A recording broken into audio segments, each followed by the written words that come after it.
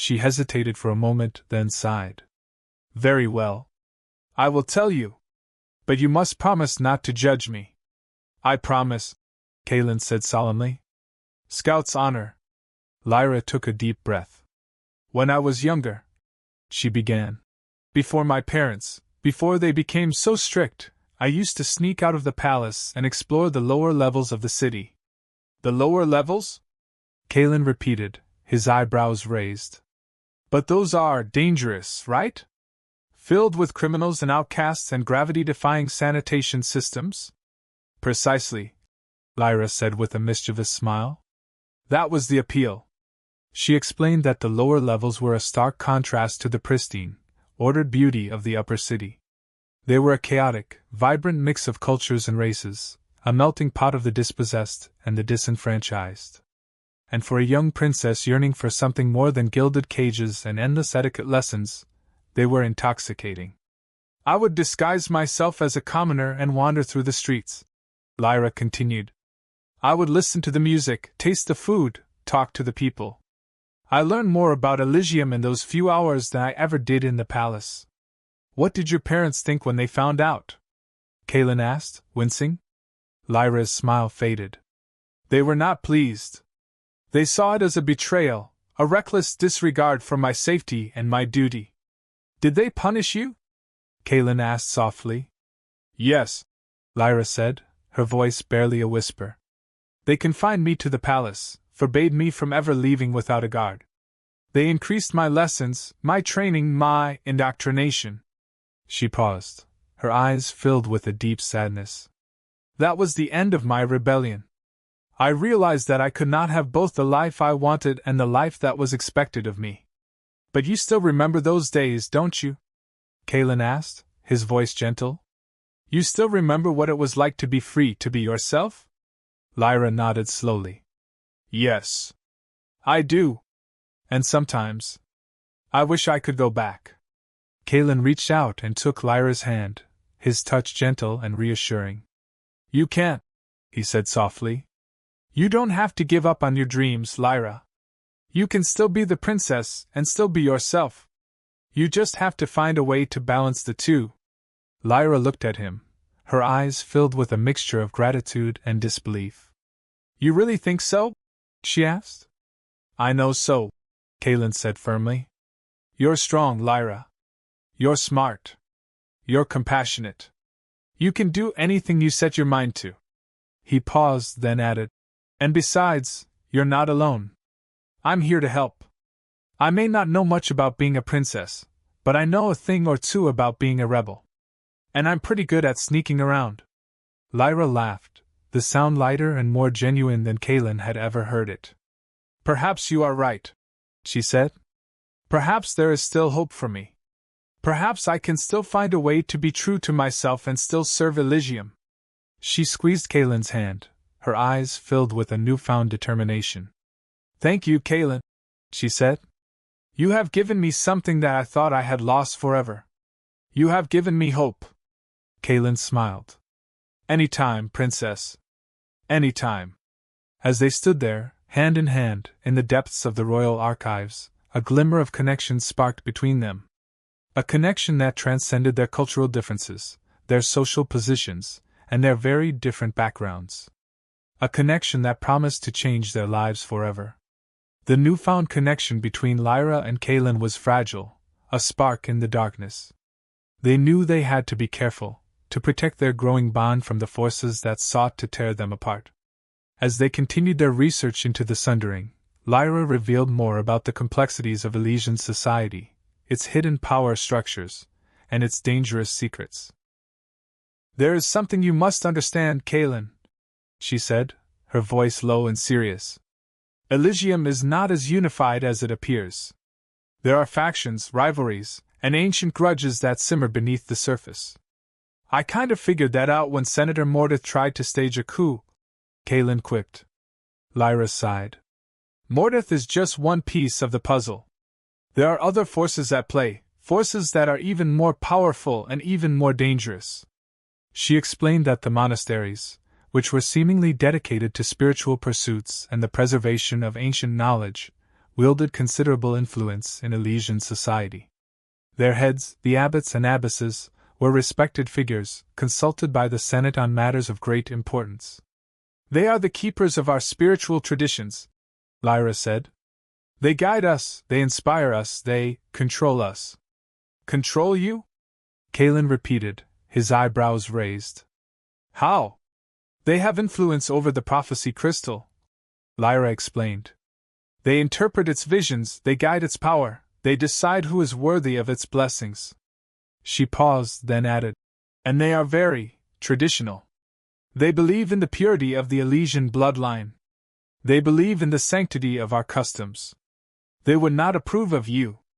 So I'm basically persona non grata with the spiritual elite," Kaelen said glumly. "Worse," Lyra said, her voice barely a whisper. "They can sense emotions, Kaelen. They are trained to perceive the subtle vibrations of the soul. They can tell when someone is lying, when someone is hiding something, when someone is feeling something they shouldn't." "Like what?" Kaelen asked, his heart pounding in his chest. "Like affection," Lyra said, her cheeks flushing. "Like love. Like anything that deviates from the prescribed path." She paused again, her eyes filled with a warning. "That is why you must be careful, Kaelen. You must never reveal your true emotions in front of the heads of the monasteries. You must always maintain a neutral, respectful demeanor. You must never let them see what you are feeling." "Got it," Kaelen said, swallowing hard. "No smiling, no laughing, no holding hands. Just blank stare and polite nods. Sounds thrilling."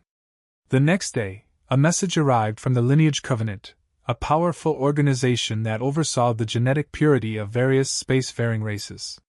It was a summons, requesting Lyra's presence at a formal meeting to discuss the prophecy crystal incident and its potential impact on the Elysian bloodline. Lyra was visibly troubled. "The Lineage Covenant," she murmured, her brow furrowed in concern. "This is not good." "What is it?" Kaelen asked, sensing her unease. "What's the Lineage Covenant?" "They are an organization dedicated to preserving the genetic integrity of the galaxy's dominant species," Lyra explained. "They believe that interbreeding with other races is a threat to the purity of bloodlines, a source of genetic contamination that must be avoided at all costs.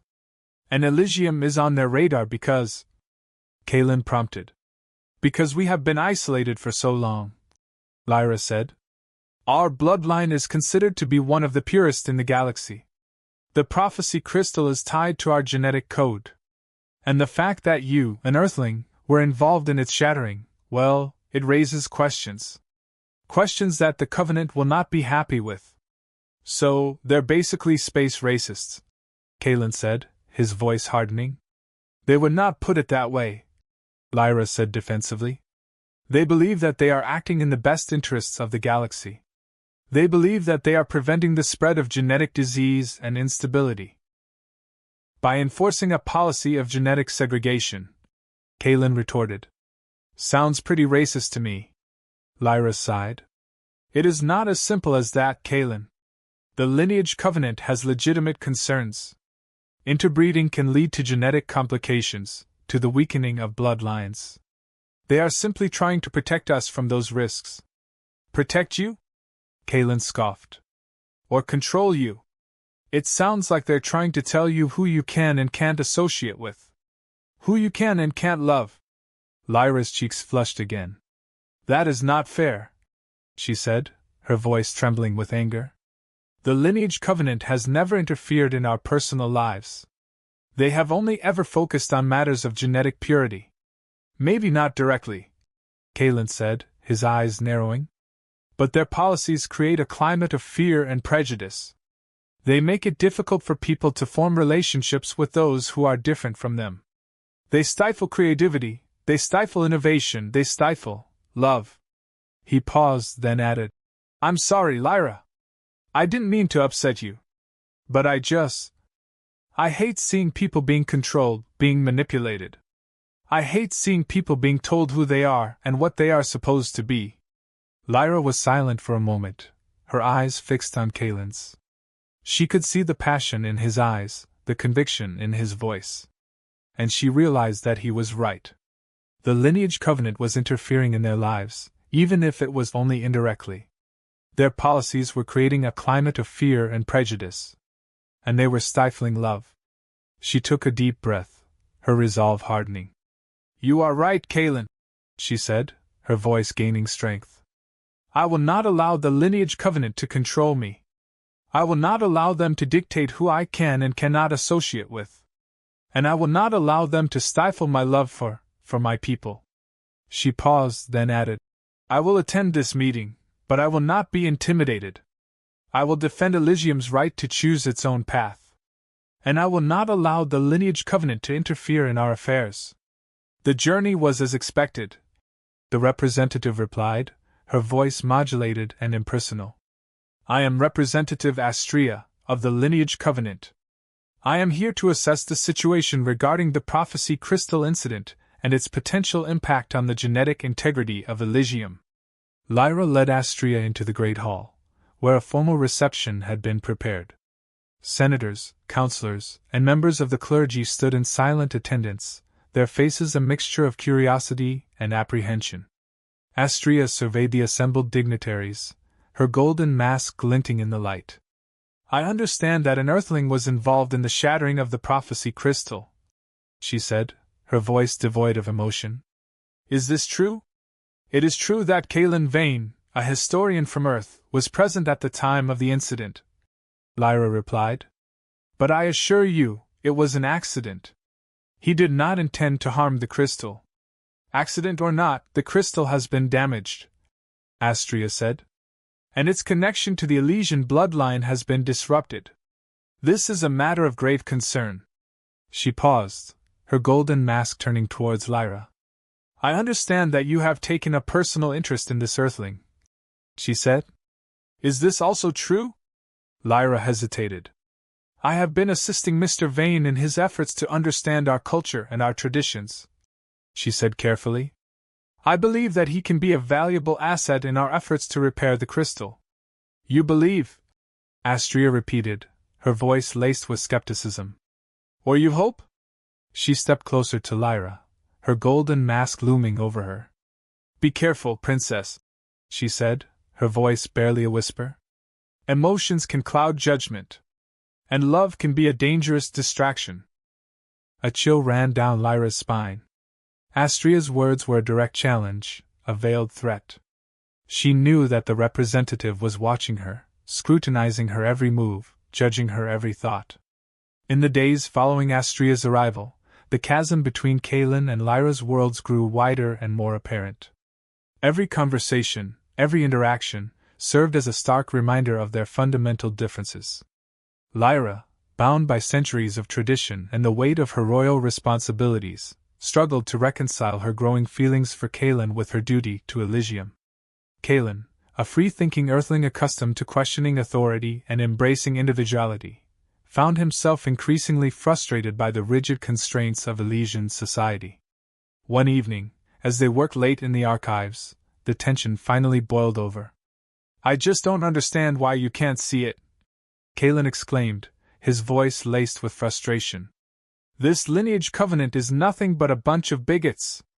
They're trying to control your life, to dictate who you can and can't love." Lyra sighed, her face etched with weariness.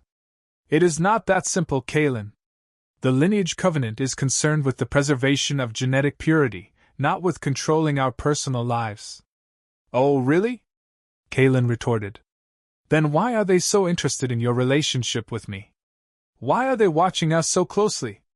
Why did Astrea practically accuse you of treason for daring to associate with an Earthling?" "She was merely expressing her concern for the integrity of the Elysian bloodline," Lyra said defensively.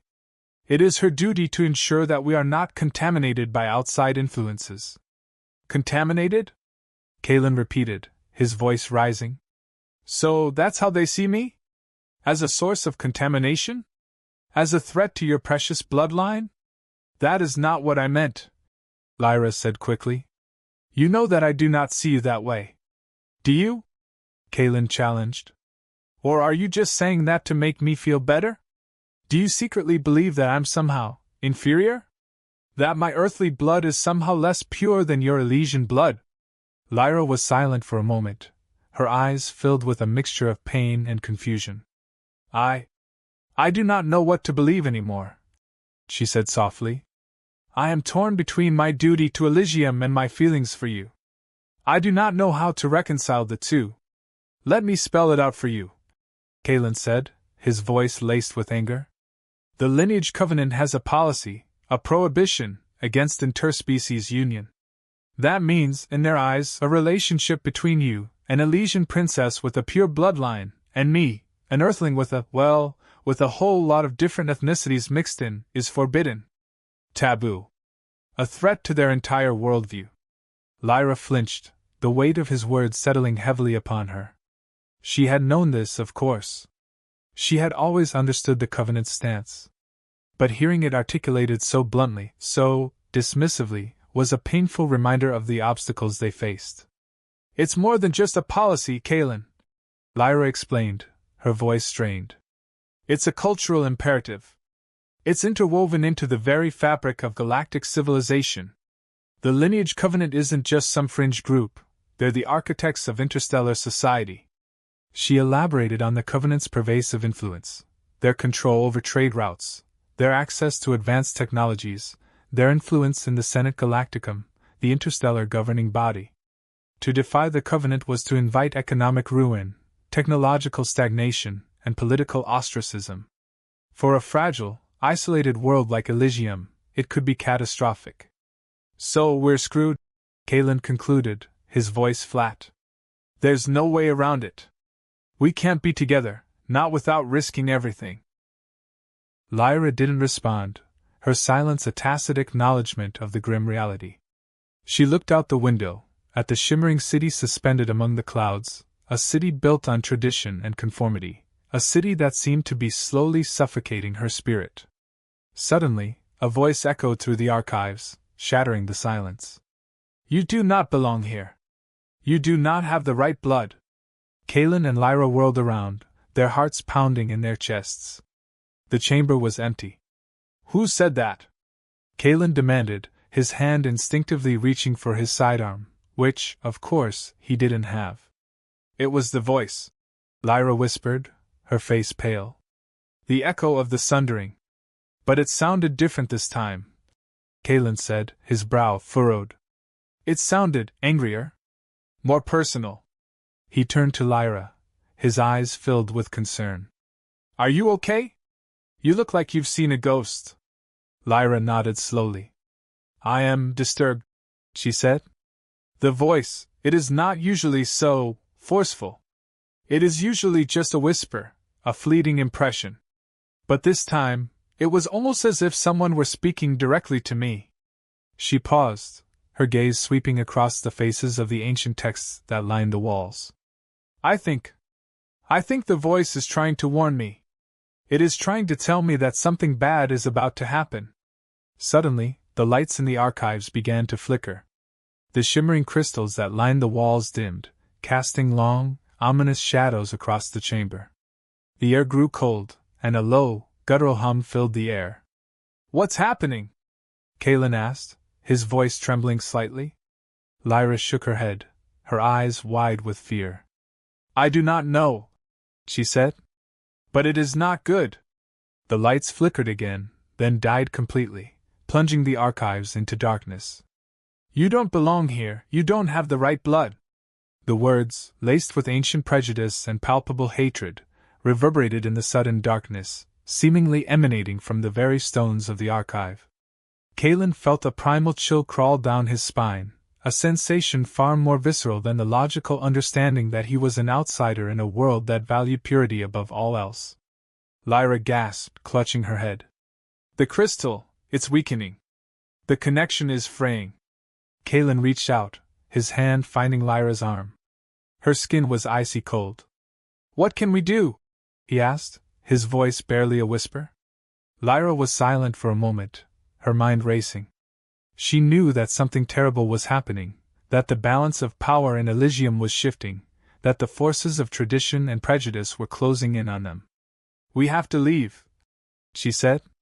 We have to find a place where we can be safe, Where we can think clearly, where we can understand what is happening to the crystal before it's too late.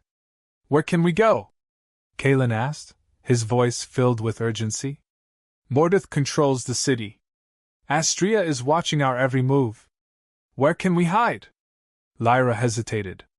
There was only one place she could think of, a place that she had sworn never to return to. A place that held painful memories and dangerous secrets. There is a sanctuary, she said, her voice barely a whisper. A hidden place, far from the city, where my ancestors sought refuge in times of trouble. It is dangerous, and it is difficult to reach. But it is the only place where we can be safe from Mordath and Astrea. Where is it? Kaelen asked, his eyes fixed on hers. Lyra took another deep breath, her face etched with a mixture of fear and determination. It is in the lower levels, she said. In the heart of the Undercity. With the lights still out and a general feeling of anxiety in the air, the city felt more perilous than ever. Something bad was certainly about to happen. Lyra knew that taking Kaelen into the Undercity was dangerous. It was a risk of putting not only her life in danger but his as well. But it was a risk that she was more than willing to take. She knew she had to trust him. He was her ally in a world that seemed to be closing in on them. Their feelings for one another may have been clouded at the moment, but she still trusted him and had faith in their alliance. She knew that the path ahead would be fraught with difficulty, but this was a burden that they would have to bear. The journey to the Undercity was fraught with peril. Navigating the darkened corridors of the archives, they evaded patrols of royal guards, their energy weapons casting eerie shadows on the walls. Lyra, drawing on her knowledge of the palace's secret passages, led Kaelen through a maze of hidden tunnels and forgotten chambers. As they descended deeper into the city, Kaelen began to feel strange. A growing unease settled over him, a sense that something was shifting within his mind. He experienced fleeting flashes of images, snippets of conversations, faces that were both familiar and alien. Are you okay? Lyra asked, noticing his distress. You look pale. I don't know, Kaelen said, his voice strained.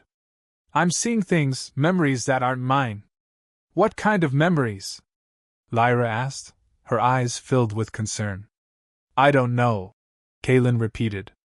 Faces, battles, rituals, they don't make any sense. He paused, clutching his head.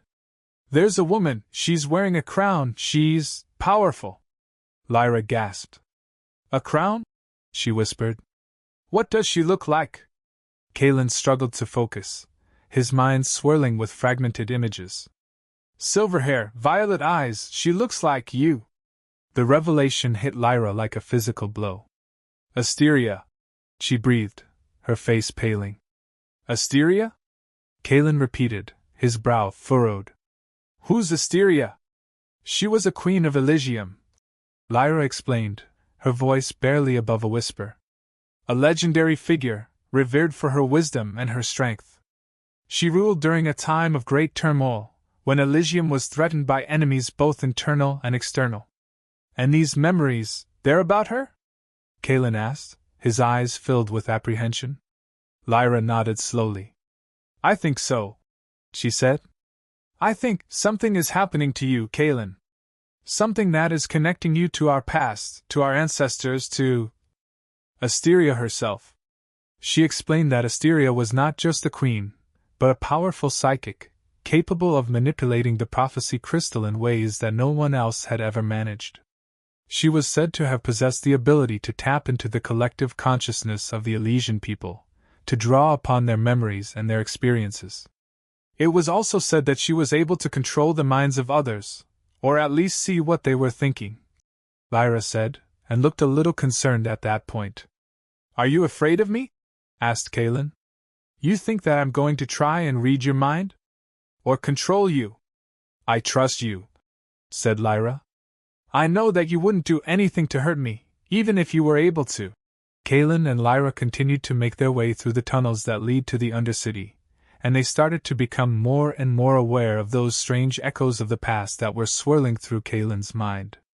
Lyra could start to understand now that this wasn't a coincidence, and that they had to embrace it, and understand it if they were going to get to the bottom of what was going on. As they continued through the tunnels, it seemed that the same images and memories kept appearing in his mind, the same face of the woman with violet eyes who looked so much like Lyra. "I can see her," said Kaelen. "It's the woman, and she's shouting orders at what seems to be a large group of people. Maybe soldiers. She's sending them into battle. Asteria was a great warrior," Lyra said. "There were some very difficult times on Elysium. I guess those memories must be pretty intense." "They are," he said. "I can see them all now. It's almost like I was there." "Are you okay?" asked Lyra, concerned that it was maybe too much for him. "I'm fine," he said. "Maybe we're onto something here. Maybe there's something that we need to learn from these memories. Maybe there's a reason that I'm having them at all." Lyra looked at Kaelen, concerned. She thought that maybe it was a little too much, but then it also did make sense that if he was able to gain these experiences that were from the past, then that could hold the key to saving the present. Lyra paused, and then held Kaelen's hands and looked him in the eyes. "You know I would never want you to feel forced into doing anything.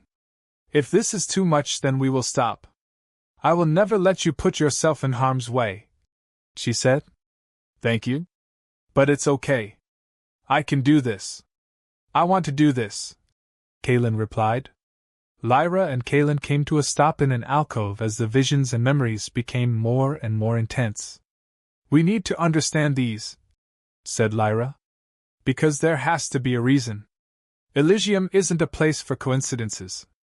It was at that moment that Kaelen fell to his knees as he cried out, and then grabbed his head. "What is it? What's happening?" Lyra said, as she became even more panicked. "I can see her, but not just her. There are others now, other rulers through the ages. It's like time is collapsing," he said. "There have been more than just Asteria," Lyra responded. "Of course, there have been many rulers of Elysium throughout time, that's obvious. But what does it all mean, and why are you seeing them now?" Suddenly the room was filled with images, not just in Kaelen's mind, but physical images that were translucent but imposing. Lyra was now starting to get a sense of it.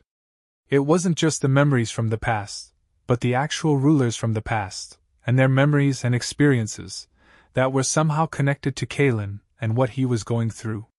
The images subsided, and then there was silence. "They're all connected somehow," said Kaelen. "They're all telling me the same thing." "What is it? What are they telling you?" replied Lyra, almost shouting. "That the end is near. That Elysium will fall, that the crystal must be protected, and that the lineage must be preserved. I don't understand what that means and what any of it has to do with me," said Lyra. "They say that you are key to it all," said Kaelen. "They say that you are the one." "What do they mean?" asked Lyra.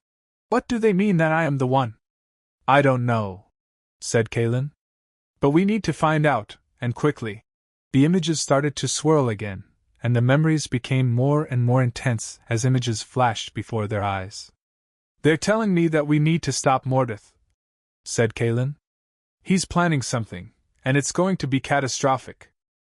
"I know that. I've known that since the moment he started to challenge my right to rule," said Lyra. "They say that he's working with someone from the outside," Kaelen continued. "Someone who wants to exploit the crystal for their own gain, and destroy everything that Elysium stands for. Asteria was always concerned that someone from outside would try and take over Elysium, and steal the crystal," said Lyra. "That was one of her most persistent fears. That fear has been passed down through generations.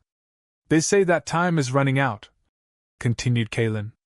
"They say that we need to act now. That if we don't, it will be too late." Lyra looked at Kaelen and thought about everything that had happened. Just how much she had on her shoulders, so much was at stake. The burden of leadership, the weight of history, the threat of Mordath, the machinations of the lineage covenant, and now, these resurfacing memories, these ancient rulers, these cryptic warnings. All of that.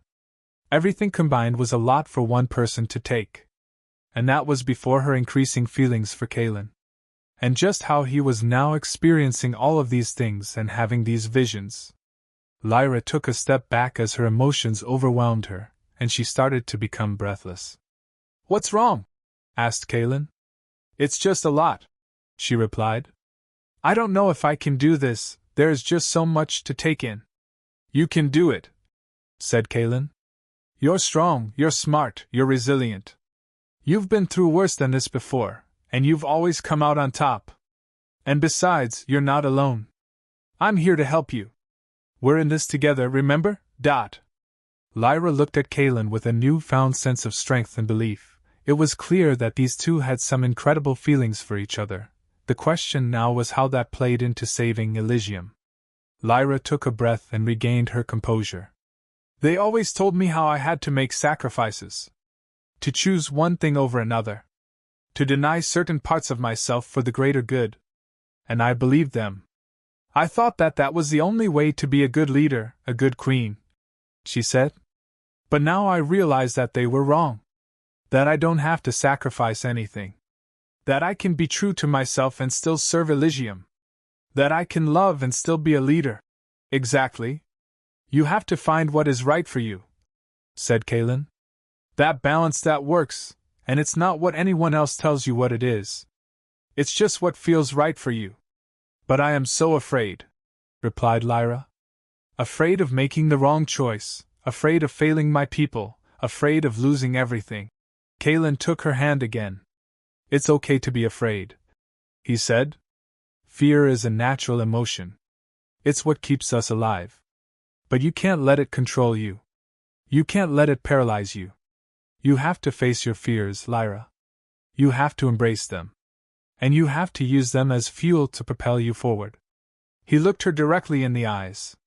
"You've been carrying too many responsibilities on your shoulders, Lyra. Way too many. And it's not your burden to carry alone. Let me help you. Let us face this together. Whatever happens, we'll face it side by side." Lyra's expression softened, and a flicker of hope ignited in her violet eyes. She knew that Kaelen was right. She couldn't carry this burden alone. She needed his help, his support, his love. She took a deep breath, her resolve hardening. "Okay," she said, her voice regaining its strength. "Okay, let's do this. Let's face our fears, let's embrace the unknown, and let's save Elysium. Together."